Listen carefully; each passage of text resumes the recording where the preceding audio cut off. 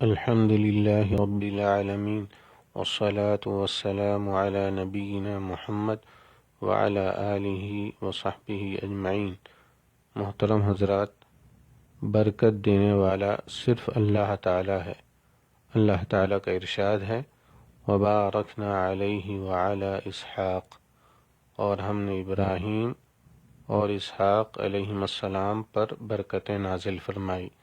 سورہ الصافات آیت نمبر 113۔ اللہ تعالیٰ نے انبیاء اور رسل کی ذات میں برکت رکھی تھی، اور یہ صرف انبیاء علیہم السلام کا خاصہ تھا۔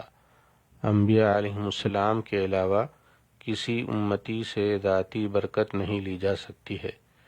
نیک لوگوں کے جسموں کو چھو کر یا ان کے لعاب سے تبرک لینے کا اعتقاد رکھنا ہرگز جائز نہیں، کیونکہ اس امت کے افضل ترین صحابہ رضوان اللہ علیہم اجمعین اپنے سے بہتر صحابہ ابو بکر، عمر، عثمان و علی رضی اللہ عنہم سے کبھی اس قسم کا تبرک نہیں لیا کرتے تھے۔ نیک لوگوں کو نبی صلی اللہ علیہ وسلم پر قیاس کر کے ان سے ذاتی برکت نہیں لی جا سکتی ہے، کیونکہ یہ نیک لوگ فضیلت اور برکت میں نبی صلی اللہ علیہ وسلم سے قریب نہیں ہو سکتے، چہ جائے کہ برابری کے درجے میں آ جائیں۔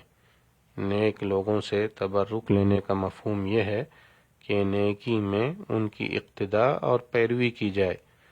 دینی بھائیوں، جب کسی درخت یا پتھر وغیرہ سے تبرک لینے میں یہ اعتقاد شامل ہو کہ یہ چیز اللہ کے قرب کے حصول کا ذریعہ ہے، اور اس سے تبرک لینے پر حاجت پوری ہونے کی امید زیادہ قوی اور کام کا انجام بہتر ہوگا، تو یہ شرک اکبر ہوگا۔ اسلام سے پہلے بھی لوگ یہی کچھ کیا کرتے تھے۔ اللہ تعالیٰ کا ارشاد ہے أَفَرَأَيْتُمُ اللَّاتَ وَالْعُزَّى وَمَنَاةَ الثَّالِثَةَ الْأُخْرَى، کیا تم نے لات اور عزا کو دیکھا اور منات تیسرے پچھلے کو؟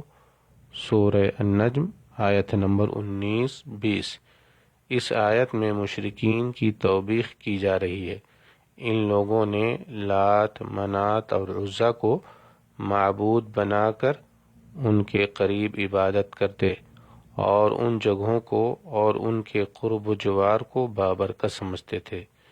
صحابہ رضوان اللہ علیہم اجمعین میں سے جو لوگ نئے نئے مسلمان ہوئے تھے، انہوں نے بھی آپ صلی اللہ علیہ وسلم سے یہ مطالبہ کیا کہ آپ صلی اللہ علیہ وسلم بھی ان کے لیے ذات انوات مقرر فرما دیں، جیسا کہ مشرکین کا ذات انوات ہے، تاکہ وہ بھی اس سے تبرک لیں۔ تو آپ صلی اللہ علیہ وسلم نے جواب میں فرمایا اللہ اکبر، انہا السنن، قلتم والذی نفسی بیدہ کما قالت بنو اسرائیل لموسیٰ اجعل لنا الہا کما لہم آلہہ لترکبن سنن من کان قبلکم۔ اللہ اکبر، اس ذات کی قسم جس کے ہاتھ میں میری جان ہے، تم نے تو وہی بات کی جو بنو اسرائیل نے موسیٰ علیہ السلام سے کہی تھی کہ اے موسیٰ، جیسے ان بت پرستوں کے معبود ہیں، آپ ہمارے لیے بھی ایک معبود مقرر کر دیں۔